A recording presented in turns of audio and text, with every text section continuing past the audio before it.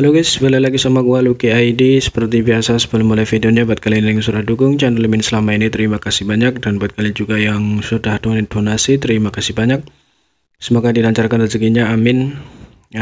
Tanpa basa-basi kita bacain novel Martial Back chapter 5535. Di sini diceritakan setelah bergerak maju untuk sementara waktu ketika Master Tahap Open Heaven Orde ke-5 tidak dapat menahan tekanan dari penguasa wilayah. Yang tiba-tiba melambaikan tangannya dan melepaskan auranya. Dalam sekejap tekanan mengerikan menghilang seperti kepingan salju di bawah terik matahari. Dalam perjalanan ini mereka tidak hanya ingin menggunakan jalan ini, tetapi mereka juga ingin menunjukkan kekuatan mereka. Dengan demikian pihak Breaking Dawn bahkan belum mengaktifkan area roh pelindung mereka dan sama sekali tidak berdaya.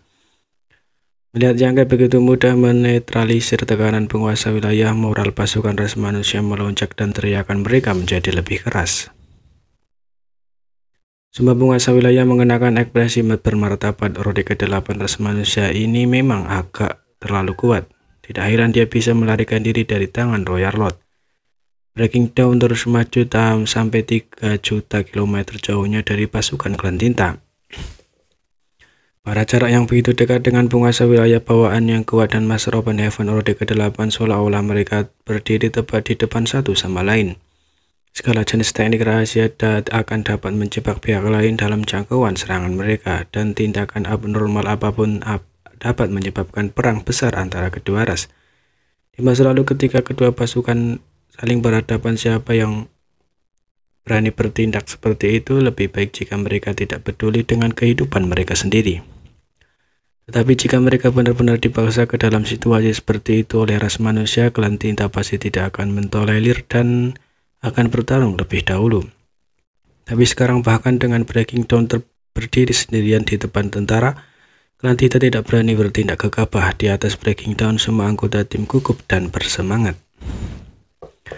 Menggunakan kekuatan satu orang untuk menghalangi jutaan pasukan dan Klan Tinta yang kuat. Jika seseorang tidak melihat ini dengan mata kepala sendiri, mereka tidak akan pernah mempercayainya. Kultivator bermaka Hau bahkan lebih terkejut. Dia telah menjadi anggota baru pasukan Fajar selama beberapa dekade terakhir dan telah mendengar banyak cerita tentang Yangke dari Shen Ao. Dia selalu merasa bahwa Shen Ao hanya membual, tapi sekarang dia secara pribadi menemani Yangke dalam perjalanan ini.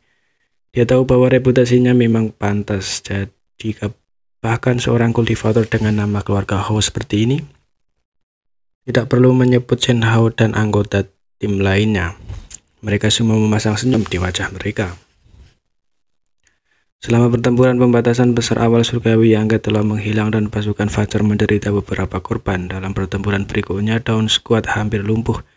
Dan meskipun anggota baru telah ditambahkan ke barisan, Dawn Squad tidak bisa lagi menampilkan kejayaannya. Karena Breaking Dawn tidak memiliki tulang punggung. Sekarang pilar dukungan ini telah kembali. Pertama kali dia mengambil tindakan. Dia memimpin pasukan Fajar untuk berdiri di depan ras manusia dan pasukan Klan Tinta. Shen Ao dan yang lainnya tidak menunjukkan rasa takut, hanya kegembiraan. Mereka tidak menginginkan apapun selain mengikuti ketua tim lama Yangke ini dan membunuh musuh. Sorak-sorai itu keras dan bergema. Dalam kehampaan, pasukan ras manusia dan Klan Tinta berhadapan satu sama lain. Sementara satu-satunya Breaking Dawn berdiri di tengah. Adegan ini ditakdirkan untuk dicatat dalam catatan sejarah, dan itu ditakdirkan untuk diingat oleh tentara ras manusia yang menyaksikan hari ini. Yangke mengangkat tangannya sedikit dan menekan. Hanya setelah lama berteriak terus-menerus, kerumunan itu berhenti. Berdiri di haluan kapal, Yangke memandang penguasa wilayah di depannya dan tersenyum. Apakah ada orang yang bisa bertanggung jawab di sini? Keluar ekspresi para penguasa wilayah entah serius atau pucat, tapi tak satu pun dari mereka berbicara. Yangke tidak bisa menahan diri untuk tidak mengangkat alisnya. Apa? Kalian semua adalah penguasa wilayah bawaan. Kalian semua sangat kuat. Apakah kalian takut pada ras manusia belaka? Jika itu masalahnya, kamu harus kembali ke area sumber. Tidak perlu tinggal di sini dan mempermalukan dirimu sendiri. Kata-kata provokatif seperti itu secara alami tidak dapat ditoleransi oleh penguasa wilayah, menyebabkan mereka berteriak dan mengutuk dari segala arah. Yangke menutup telinga terhadap ini dan mencibir. Aku akan mengingat mereka yang mengutukku. Aku akan membunuh satu persatu.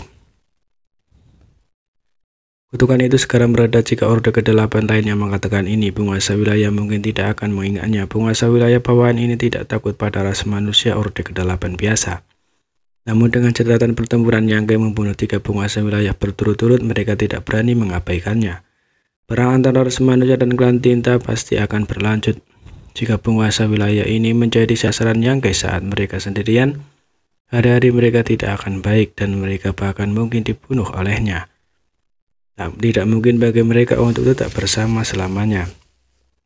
Hanya dalam beberapa kata, moral klan tinta yang awalnya tidak terlalu kuat menjadi lebih rendah.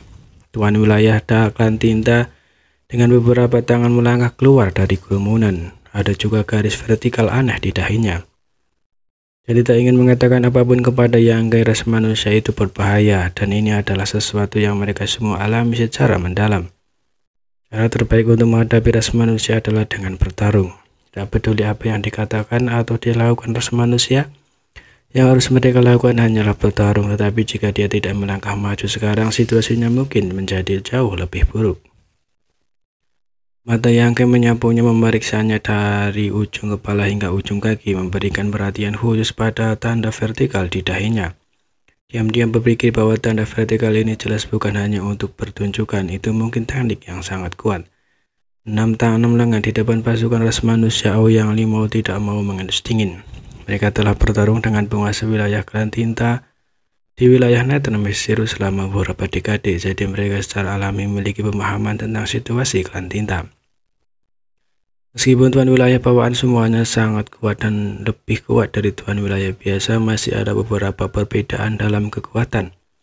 Ras manusia berspekulasi bahwa ini terkait dengan apa yang disebut kekuatan sumber dari klan tinta. Tuan wilayah bawaan lahir dari kekuatan sumber Lingnes, jadi semakin banyak kekuatan sumber yang dikonsumsi semakin kuat kekuatannya.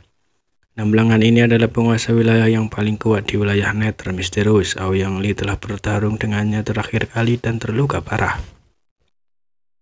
Meskipun dia telah membual kepada Wei Zhou yang bahwa lawannya tidak baik-baik saja, pada kenyataannya luka-lukanya jauh lebih serius. 6 lengan hanya terluka ringan, sementara dia sendiri hampir setengah mati. Yang Shan pernah menyelinap ke wilayah Nether Misterius dari divisi markas pusat dan menyelinap menyerang penguasa wilayah 6 lengan ini selama perang antara klan tinta dan ras manusia, tetapi pada akhirnya dia gagal. Bahkan Kiang Sang sendiri tidak bisa membunuh penguasa wilayah 6 lengan ini, jadi orang hanya bisa membayangkan betapa sulitnya dia menghadapinya. Di wilayah Nether Misterius, Six Arms memang penguasa wilayah yang bisa mengambil alih. Dia dengan cepat mengirim transmisi suara ke Yangke untuk memberitahu dia tentang situasinya. Jantung Yangke bertindak kencang untuk dapat melarikan diri dari serangan diam-diam Kiang Sang.